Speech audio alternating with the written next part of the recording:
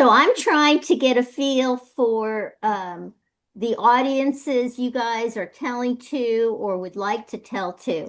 And Alan's audience is adults. So, uh, Barbara, what's your preferred audience? Oh, there's no sound. You're muted. You're not muted. Can you hear me now?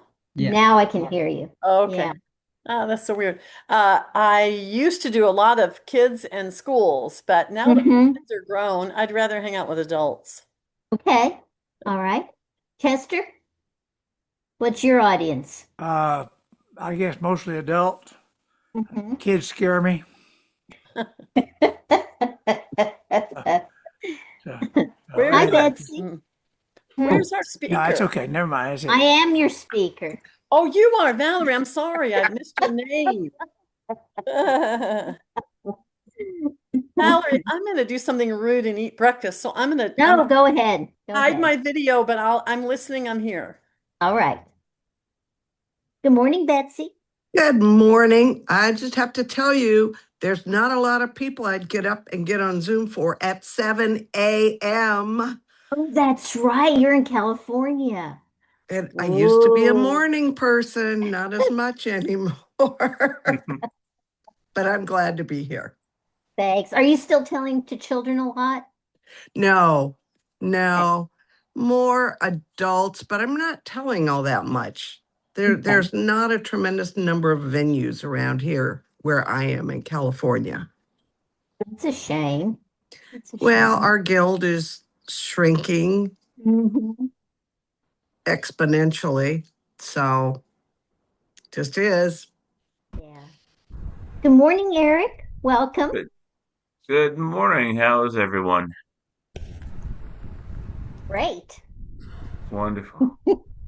So, what is your audience? To whom do you tell? Uh, hello, Hank. Good morning. Eric, how are you? I'm doing all right. I work during the holiday season as Santa, which we might be able to Oh, tell. Um, so my audience, for the most part, people, uh, I encounter during home visits and that kind of thing. So so I all mostly ages? tell. I'm sorry? Sorry. I said all ages, but I didn't mean Uh, to interrupt. oh, yes, ma'am. Pretty much all ages, a lot of children, but all ages, usually uh, the family, the mothers, fathers, uncle, aunts, grandfathers will join in. So I try to include a little something for everybody. Eight. So, hi, And Pam. Good morning. So Morning. do you tell primarily to children? It depends. I haven't been doing a lot of storytelling lately. I've mostly been volunteering everywhere, but I do with children, and then I do some with libraries. That's all ages. Just All right. whoever will let me come, I'll tell to them. Okay. Are you primarily adults? Primarily, Val, but I have been doing more children lately. I've been going to middle schools and high schools, and that Mm-hmm. is it's a lot of fun. It's not the younger group that I'm most used to, which are college students, and it's significantly different. But it's Oh, yeah. mostly adults. But I'm transitioning to middle school as well. Okay. All right. Hannah? Hi, Hannah. Yeah. Um, so I do primarily tell the children. I'm studying to be a children's librarian, so I've done some story times Mhm. at the library I work at.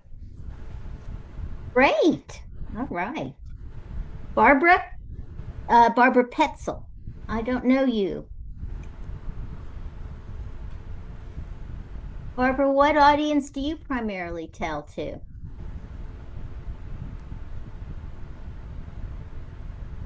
I know it's not me, it's the other Barbara, but I love Yeah. having another Barbara in a workshop with me. I wonder if she's having the same kind of problems you did, Barbara Bridgewater. I'm Might wondering. be. Yeah. Yeah. Barb, She's not actually she's showing a therapist a and she video gives available, workshops. so she No, may. and she posted in the chat. So, well, Barbara, it's nice to meet you. Welcome. Uh, so are you an adult or a children's or a family therapist? You can put it in the chat. That'd be great. Hey, Ron. Good morning. Good morning. How you doing? I'm good. How are you doing? All right. Good. So, Ron, do you tell to all ages? All ages, yes. Hmm, okay. All right. Barbara is an RN. Oh, she works with the dying. Hmm, that's tough. Wow.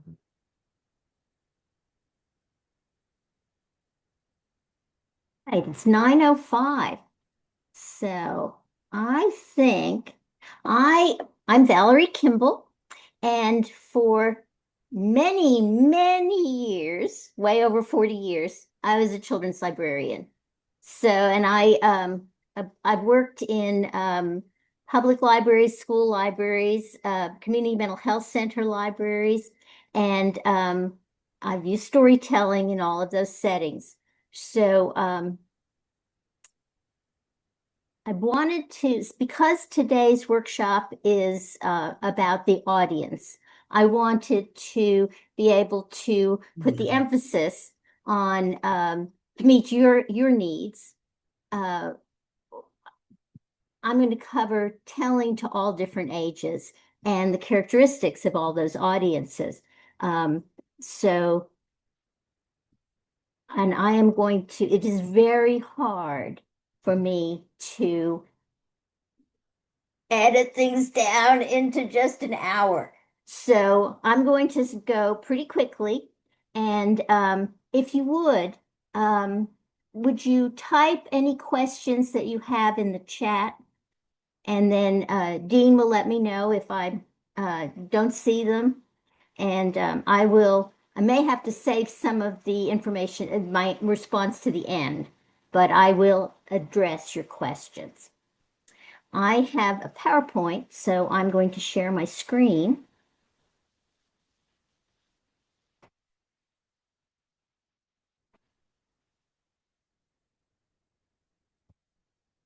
I just think it's interesting that the name of this workshop is Audience Adaptability. And my primary message to you guys is that the storyteller is the person who has to be adaptable, who has to be flexible. So you adapt your program to the audience, and then the audience responds to you. Here are the objectives that were set out for me. Primarily, though, my message is pay attention to the audience, that you select material to interest the ages of your listeners, and the primary selection emphasis is not the chronological age of the listeners, it's the developmental age. And sometimes that's congruent and sometimes it's not. So I'm going to move on, but that's my frame of reference. So when you're on stage at a festival and the spotlight is on you and you can barely see the individual faces in the audience, it's all about you. But if you're in a smaller setting, a more personal setting, a school, a library, a therapy session, it's about them. It's not about you. So, and remember that the storytelling experience is a shared experience. It's not just you sharing with them. You elicit responses, and they share back with you.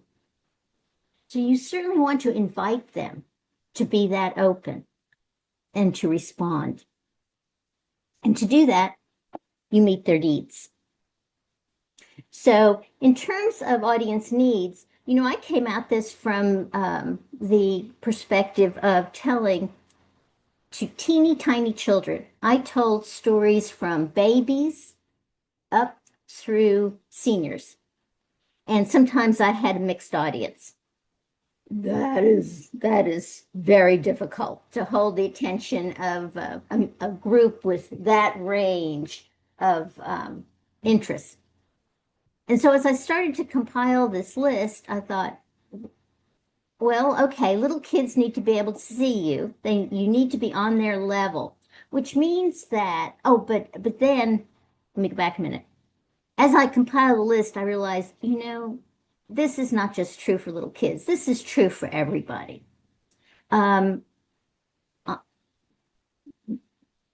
Especially little kids, you need to be on their level. So that means don't stand up in the front of the room and tower over them. At least sit in the chair. You need to bring that eye level more close together. If you do tell stories to infants, be aware they can only see 16 inches away. So if you're not comfortable getting close to little kids, then they're not your audience. They need to be able to hear so they can listen. You certainly, as the teller, need to maintain eye contact, look in everybody's face, and for heaven's sake, smile. I have observed people, presenters, not just storytellers, but other presenters who come and they don't want to pay any attention to anybody until the program starts. In fact, they even turn their back to the audience. And I got to tell you, the program started when the first audience member saw you. So the program started in the parking lot. If you don't get out of your car smiling and approachable, you've lost them already. So be aware of that. Why would they want to listen to you if you look unpleasant? So that's the first impression. Any audience wants to know what's going to happen. You don't get a printed program like you do in the theater. So if you get there early, your audience, as they come in, they're going to want to know what you're going to do. And for children, they want to know that it's going to be fun. So I always describe it in terms of, we're going to do some stories, we're going to have a game, magic word. And anything can be a game. If you're going to do a flannel board story, that's a game. If you're going to do a finger play, that's a game. So you're not lying, but you're expanding your definition of play. Limited attention span. Little kids have a limited attention span. I've got to tell you, everybody has a limited attention span. If they don't like what you're telling, you've lost them. So choose appropriate material. And everybody needs to move.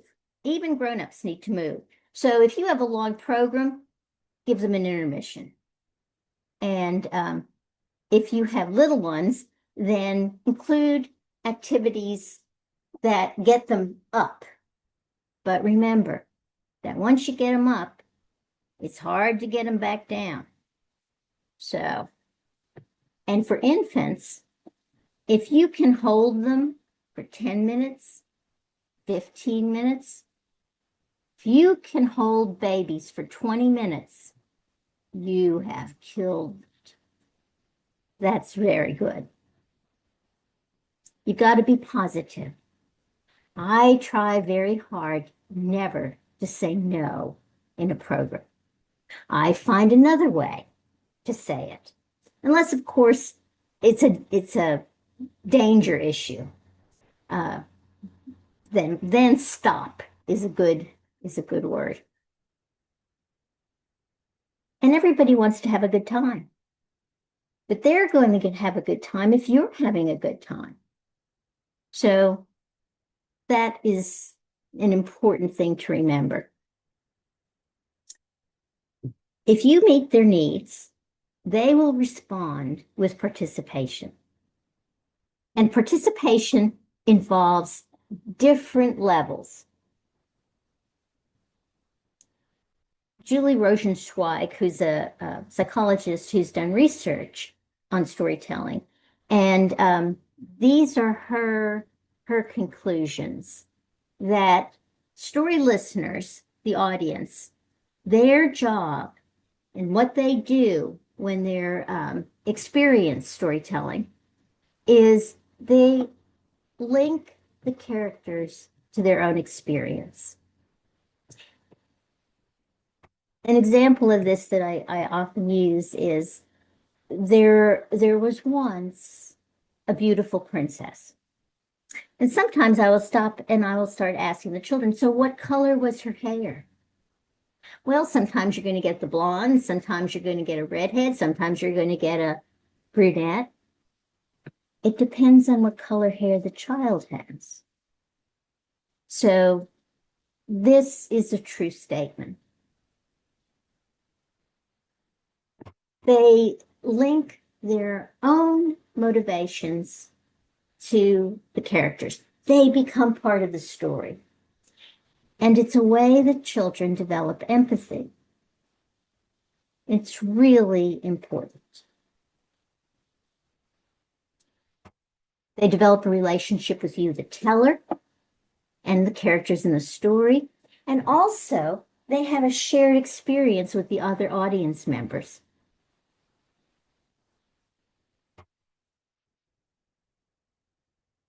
You, the teller, has to listen to the audience. Think about it. You're talking and you're telling, and somebody goes like that, or somebody laughs. You know, you shape the story based on that feedback. So they're listening to you, but you have to listen to them. Sometimes maybe you lengthen the pause. Maybe you change your tone of voice. Maybe you vary maybe soften it. Maybe you repeat a phrase for emphasis. So that's part of this cooperative story creation. Because storytelling is just communication. Now, that was one level of participation. But there's all kinds of more overt kinds of participation. Maybe you'll be telling, and my experience has been that somebody throws out a word or a phrase, and you try to go with it. You know, it can be as simple as, yes, that's right. Or sometimes the rest of the group will laugh. Small children, of course, will no telling what they will spontaneously come up with. I told to a group of little ones, and I had a child who repeated every single phrase after I said it. It was very distracting, but I just ignored it. Or they might want to, as I do talk with my hands, and the children will copy my gestures. It's all normal. It's part of their level of engagement, how they participate. Maybe you want them to do certain vocalizations or certain actions, in which case you can cue them. And it's really important if you're in a classroom setting to let the teachers, the adults in the room, know that you want the children to talk. You want them to do stuff. So you have to embed the instruction in the introduction to what you want them to do. For instance, rather than going through all of that, I'll give you an example. There's a story I tell called The Giant Turnip. It's a Russian folktale, and some of you may know it. The man loves turnips. The farmer, he plants them, and one grows, and it grows so big he can't get it out of the ground. So he wraps his hands around the turnip and he pulls, and you pull too. And they pulled, and they pulled, but the turnip would not come out. So the farmer said, "Fee, fi, fo, out. That turnip won't come out." But I left out the instructions. And the farmer said, "And you say it too."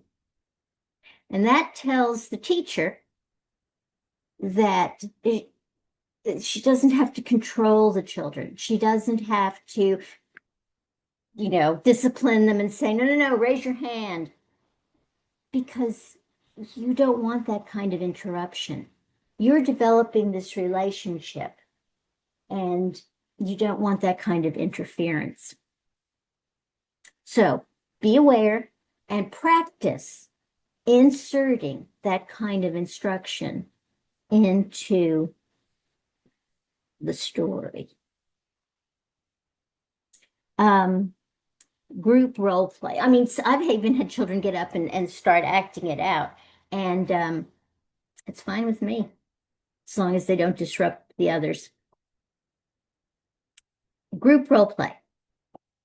I really like, especially with school-age children, tweens, preteens, middle school, they start to be too self-conscious.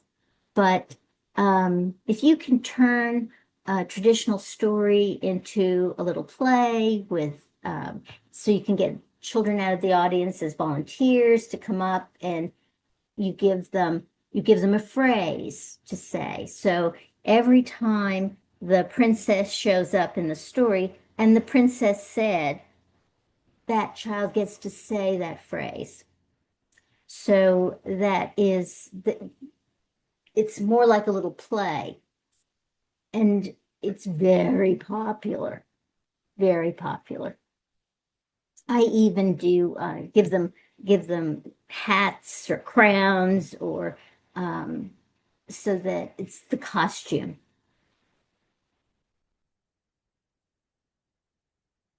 These are all types of engagement.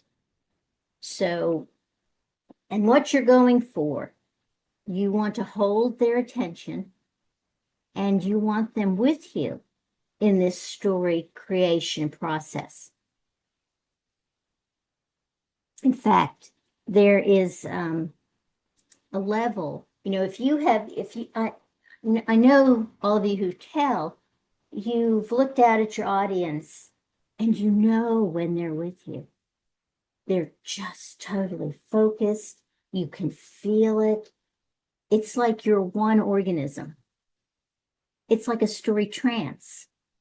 And there's literature about the story trance.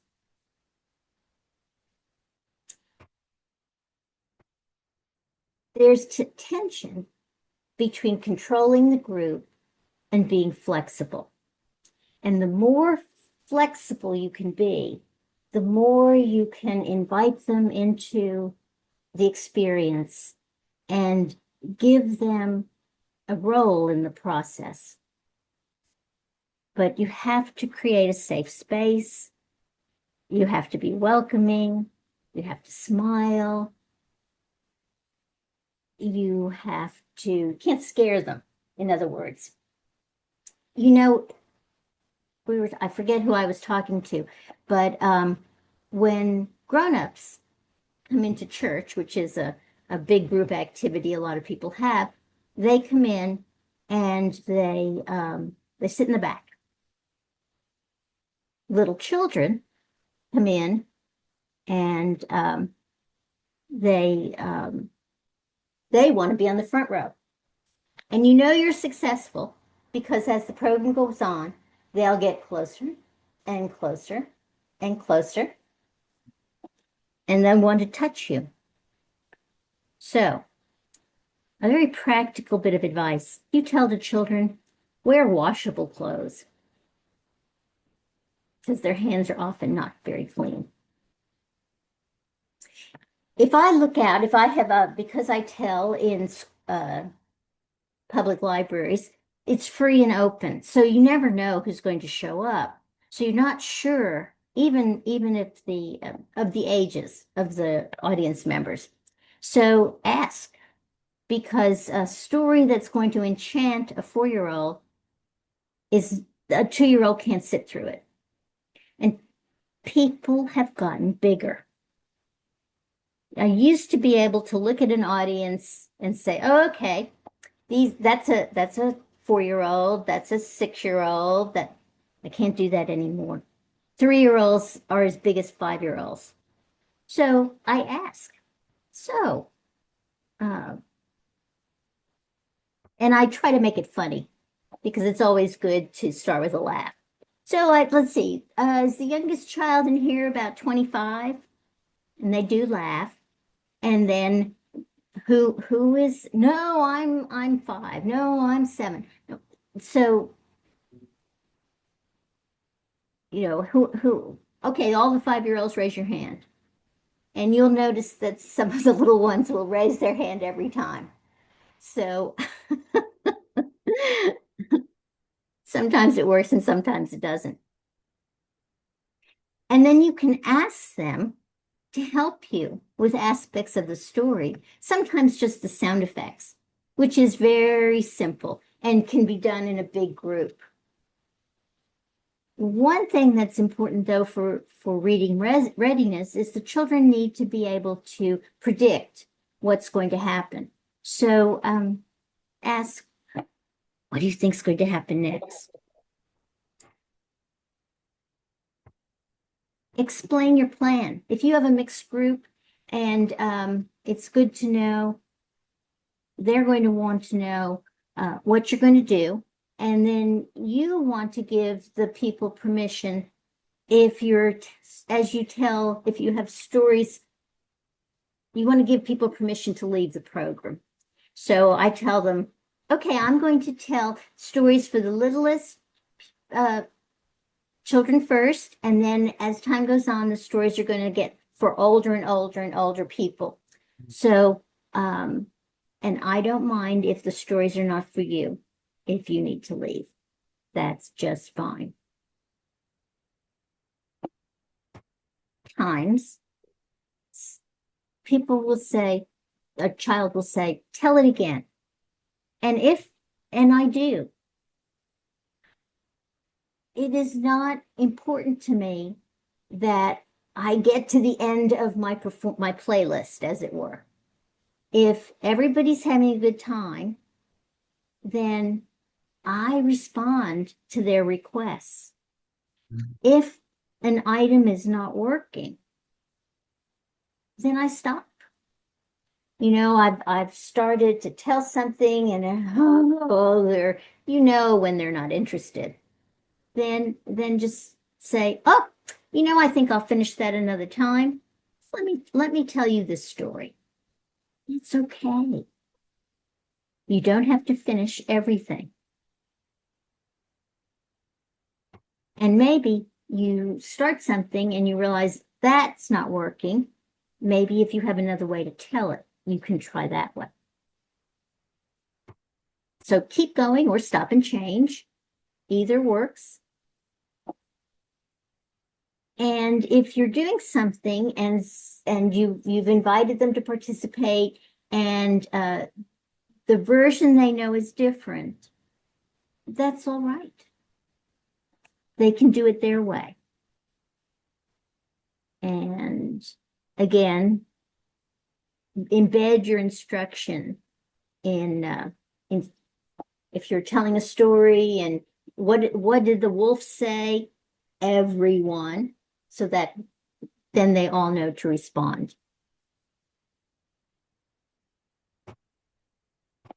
So, in terms of picking a story and creating your program that's going to appeal to your audience, these are the things you have to know. You have to know the ages, the time limit, the size of the group, and the location. If I have 800 children all sitting on the floor of a gymnasium with no cushions, and I'm going to have a sound system. And I'm going to make sure that the littlest children come up to the front. The most brain dead thing I ever saw was I was standing at the front of a gymnasium, and they brought the big kids in first, and they sat these very tall children right in the front row. Please, I'm only 5 feet tall. There's maybe this much of my head over those sitting children. So the 5-year-olds at the back couldn't see you. It's crazy. So I asked if they would please rearrange the children. If I only have, if a typical school program is 45 minutes. So to me, that's 3 stories and some transitions. If you know Elizabeth Ellis's work, her book From Plot to Narrative, there is she suggests that you structure the story program with a ha-ha, aha, ah, and amen. Start with a funny story, then a story that people will say, aha, like a story, why something happened, a pourquoi story. And then an ah story is a dreamy, magical fairy tale type story. And then you've taken those people out into La La Land. You've got to bring the audience back. And so you tell an amen story, a story, an affirmative. So it has a good positive ending to the program. If you don't have time to do 4 stories, then you're going to have to give up one of those. And her recommendation for a large, diverse group is to give up the ah story. But it just depends. You have to decide based on the audience you're looking at. If I have an enormous audience, I am not going to do something that involves a lot of movement. There's usually not enough space in the room. So the size of the group is going to dictate the level of participation that I can manage. Maybe I'll divide the group up and say this part of the room, I want you to say this, and this part of the, or you could say 3rd grade says this and 4th grade says that. But it doesn't involve movement. And the location is an issue always. Developmental ages are more important than chronological ages, especially for children's programs. I think this is true for everybody. Think about where the audience is in their lifespan and plan your programs accordingly. This is my most difficult group. And these are my contemporaries now, seniors, because they have places to go and things to do. So just like all adults, they'll come into your program and they'll sit on the back row. And you have to prove your worth. Don't ask if they can hear you because they can't hear you. Use a microphone. Remind them about their cell phones. They're going to come and they're going to go. Just get over it. If your stories are good, then they'll stay. And think about the program content. Think about the gender of your audience. If it is mixed, if you have some older men in there, well, probably they've served in the military. So include some kind of war story. You tell history stories. You need to appeal to all different interests.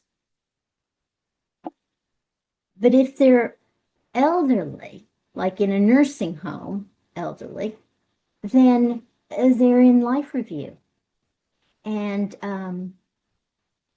if you have stories that start, oh, I remember when blah, blah, and you tell a personal story, well, be prepared that a good engagement is they're going to want to respond with their own story.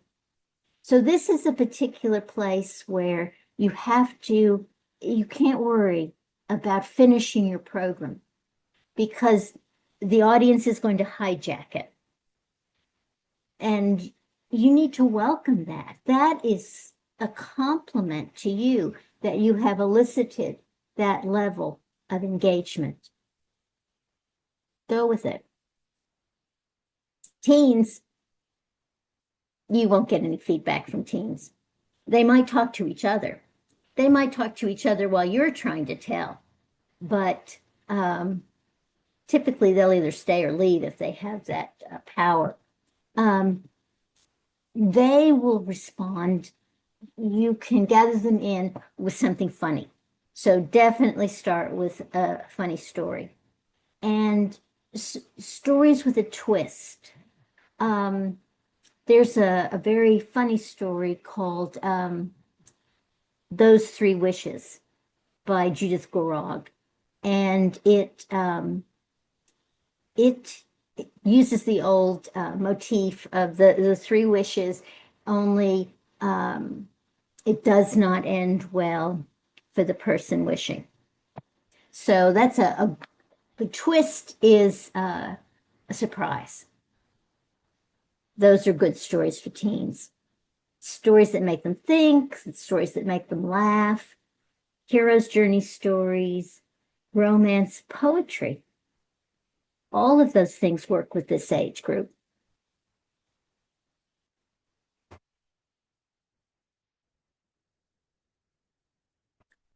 Okay, tweens. Well, who are tweens? They're school age. Are they up to middle school? This age group varies. This could be 6 to 9s, 9s to 13s. So this is a pretty broad range, but this is a really fun age range to ask for volunteers, and if they are not too self-conscious, all the hands in the room will go up and you have to pick and they come up. And so if you can think of when you edit or redo a story, a traditional story, so it helps if it's a story that is fairly well known. I like to do the princess, the Frog Prince, and or there is a very funny Cinderella picture book called Bubba the Cowboy Prince. So both of those lend themselves to crowns or cowboy hats, and have those available, and that's their costume for the play. And then I give them one line and that they get to repeat over and over and over. But the rest of the audience does the sound effects. So you have a part for everybody, whether it's an individual part or a group part.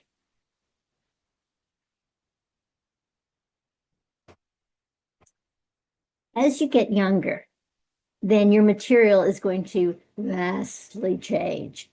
You are going to, the stories need to shrink, shrink, shrink, shrink, shrink.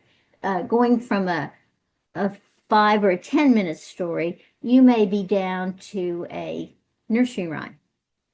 Nursery rhymes are wonderful little stories. They have rich vocabulary. Oh, and just like you need to embed the instructions when you tell, embed the definition for rare words. Anymore. Old Mother Hubbard went to the cupboard. They don't know what a cupboard is. So instead of saying, oh, in this story, I'm going to use the word cupboard. No.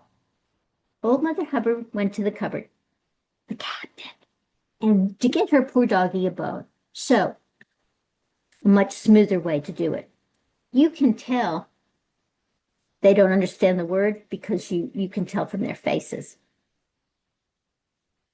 These are all examples of content, but for preschoolers who are used to being read to, who are used to coming to story time, again, 30 minutes, 40 minutes, they can sit that long. Younger than that, then you're going to have to, if you focus on the little bitty rhymes and songs and very small stories, as I've said, 20 minutes for babies and twos. Oh, let me go back.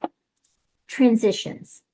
Some small children if they're having a good time with something, they don't want to move on to a different activity.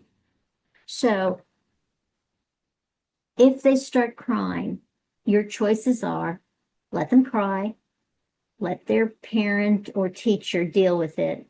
But if you, or ruthlessly move on. But if you build good transition, moving from one activity to another, phrases like, oh, this next one is going to be very funny. This next one has a part that you all need to help me with. This next one is a bouncy story. Please, everyone, stand up.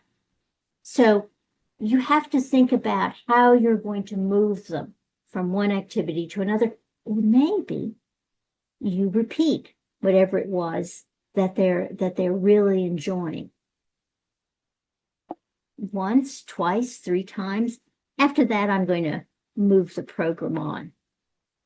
But I've met that need of theirs to linger in an activity they really like.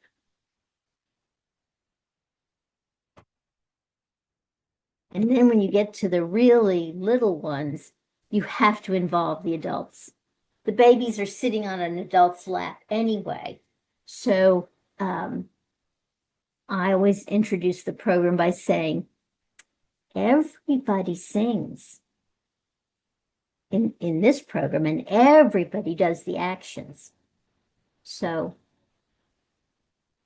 usually the parents or caregivers of very small children don't mind to do that at all. Although some people are very embarrassed about singing, and you can't be embarrassed about singing either. It doesn't matter if you can't sing.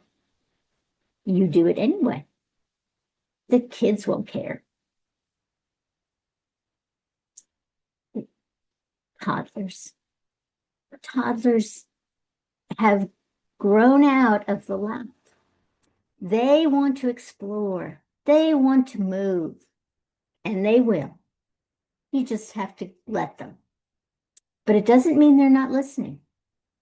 So keep telling, and they may wander around the room. Same content as for the babies, but a little more complex and a rhyme that's a lift for babies is the toddlers can do the jumping by themselves. So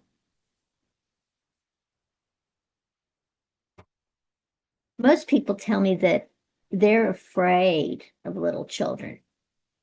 I think Chester said it. He was afraid of little children. But if you know what to expect, these are common fears. They won't sit still. They won't listen. They will interrupt. They'll be disruptive. They'll cry. Yes. Somebody might do all of those things. You might have that kind of problems, but it's not the end of the world. You'll survive. They'll survive. Just keep going. Keep going. Go on to the next thing. But try to have a focus, something for them to focus on. And I know Pam is going to do a program later on puppets. And so that's a good one to mesh with this program. Puppets are a good focus. Finger plays, flannel boards. Oh, I want to show you something. Because I'm on the road. So I find flannel boards are very unsatisfactory. The flannel wears out, it doesn't stick. So you put it on the board and it falls on the floor. So I like to use a e-sheet. And I do cutouts of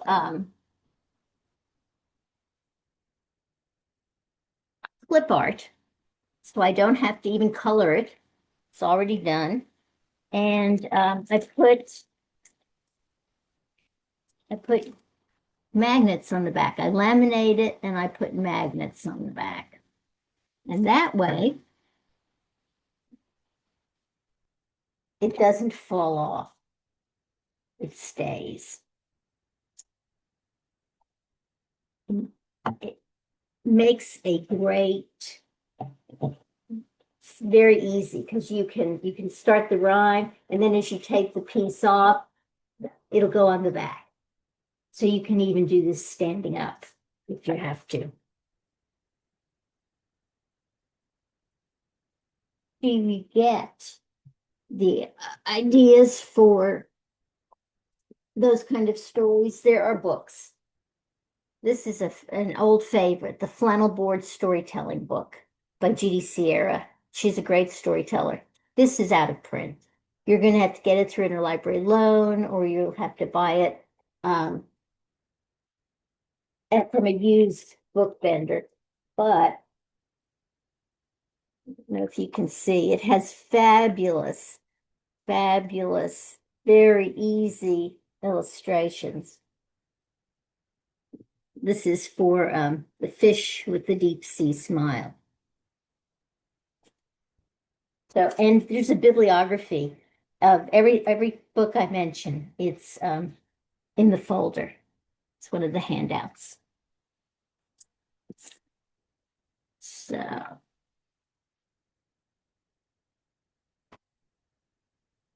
these elements, the younger the child, to keep their attention, to keep their focus, things have to be a surprise. So when I arrive with everything packed in my tote bag. And I pull things out of my tote bag as I use them. And so it's like, there's my surprise.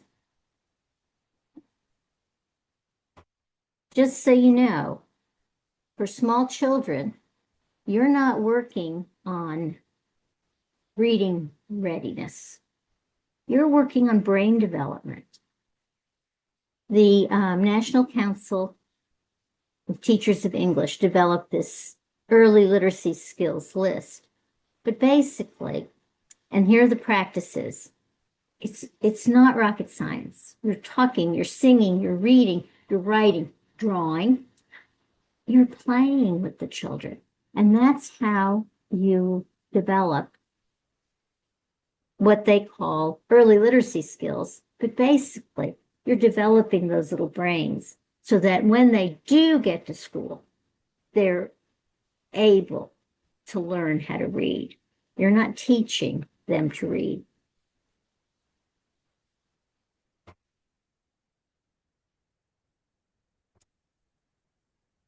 Here are some examples of rhymes and finger plays. But since most of you are going to be telling to adults and not children, I'm not going to go through these examples like I normally would. I will say to you, get a good book that not only has the nursery rhymes in it, but has the illustrations of how to do them, the actions.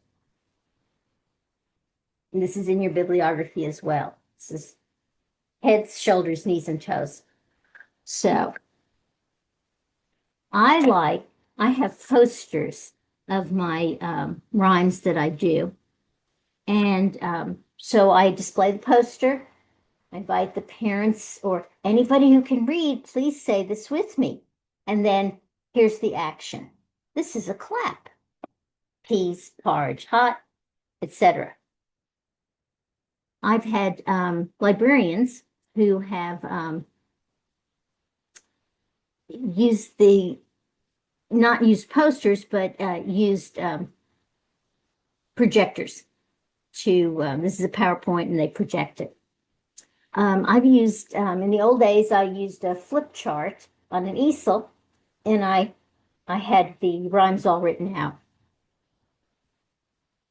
And there are a bunch of examples here. This one. Here, I always start with, again, instructions. May I see two hands? No, may I see one hand? Everybody, please fold your fingers and you have a fist. Oh, you can either leave your thumb sticking out or you can fold it and use your pointer finger. Okay, there was a little turtle. He lived in a box. He swam in a puddle. He climbed on the rocks. He snapped at a mosquito. He snapped at a flea. He snapped at a minnow. He snapped at me. He caught the mosquito. He caught the flea. He caught the minnow, but he didn't catch me. So that's an example of a finger play with all the motions and the embedded instructions. Because you could say to children, make a fist, but some of them don't know what that is, depending on their age. So, let's see. This is a stand-up rhyme. So it's a stand-up action rhyme. It's very well known. Everybody knows I'm a little teapot. If I had a pony, any kind of bouncing rhyme is very popular. This is one that's my favorite. And so everybody, I say, okay, everybody find a lap if they're not already sitting on a lap. And you sing, everybody sing too. If you can read this, please read along with me. If I had a pony upon which I would ride, I'd keep him in a stable and stay right by his side. I'd ride him day by day, and to him I would say, come, trot, trot, trot, trot, trot, my pony, trot, trot, trot, trot, trot away, trot, trot, trot, trot, trot, my pony, trot, trot, trot, trot, trot away. So the second half is twice as fast as the first part. And so they're all laughing at the end, and I always do this one twice. They don't even have to ask. If you want more ideas for small children, this is a good website. It's the Texas Education Agency website, and you have to drill down to get to the activities, but they're there. So explore that website, and basically, here is a list of the different developmental stages and what works with each age. Valerie, excuse me. I think we might be stuck on a slide. We can't see that website. Oh, this website slide? This one? We're still on a story time for ages 3 to 5. Is that what you're wanting? Oh, wow, you're way back there. Well, we didn't, yeah. I'm seeing on my screen at least the website link slide. Oh, I don't see. Yeah, I was on the slide for the Texas Education Agency. Oh, wow. I wonder why I can't see it. Okay, well, Yeah. no worries. It might be your internet. Yeah, it might be. Okay, thanks. Okay. Well, just so you know, in the handout, you have all of these. So you don't have to take notes. You have all of these. And I did them as a handout, several to a page, but if you open up, it's still in PowerPoint, the handout. I didn't save it as a PDF. So open it up and you can go to the print screen, I think, and you can change them to slides. So you have the actual PowerPoint there. Right. Valerie, we're at 5 minutes left. Okay. Luckily, I only have 2 slides left. Those of you who need to move on to the next session might want to bring up your folder that has the documentation or the verification form, and the magic word is audience, for those of you who need to fill that out for a certificate. To get back to developmental ages and items that work with each age. Is everybody on this slide again? Okay. Remember songs and nursery rhymes for babies. Make sure you include finger plays and action rhymes for toddlers. 5 to 7, simple traditional stories that have consequences. They want that witch to be punished. They want the villain to be punished. There have to be consequences. Their sense of justice is very black and white. Slightly older, stories that have been adapted for participation. This is the age where you give them the opportunity to make the sound effects. All those different types of participation that I went over with you. And then the slightly older children, there's your fairy tales, but I also use fairy tales with everything after a toddler. So it just depends on the fairy tale. But even teenagers like fairy tales. So I have found that you can take the same story and adapt it for different ages. A good example I have is the Pied Piper. You can tell to adults and to teenagers, you can tell the Browning poem, or you can tell it as a story. But for the littler ones, you need to simplify the story, and maybe for the very youngest ones, you want to use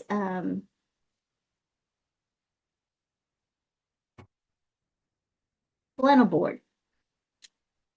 You want to tell it with the shapes. I want to leave some time. Does anybody have, okay, I have closed I don't have my chat open. So let me see. Oh, I need to stop sharing. So I can open my chat.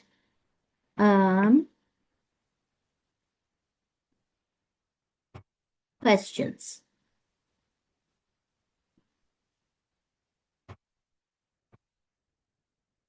It's a good one, Betsy. Okay, who has a question? Yes, Eric. Yes, if you could sort of just tell us again, like what you were saying about the ha ha, aha, ah, and amen. Yes. Elizabeth Ellis is the storyteller, and It shows up in two of her books. One is From Plot to Narrative. This is the one that's on your bibliography. And the other one is this her Scary Stories book. She covers it in both. But it's ha ha. So you start with a laugh. Aha. Tell them a story that they learn something. It gets their attention, like a story, why the sun is in the sky, why the sea is salt. Those are called pourquoi stories. They're the folk tales that explain why. Then the third type is ah. There are those magical fairy tale stories, the kinds that has the audience sitting back and saying, ah. So you've taken them far away. You have to bring them back. So the last kind of story is the amen story. It's a positive affirmation. So that, yes, so be it. Thank you. You're welcome. Okay, I'm sorry to interrupt everyone, but we need to end this session so we can get the next one going. Just as a reminder, the main link from this morning is open all day. So if there's more questions of Valerie, she can decide to maybe meet you there and have those discussions. Okay, So, I will go there now. all right. Bye-bye, you all. Thank you all.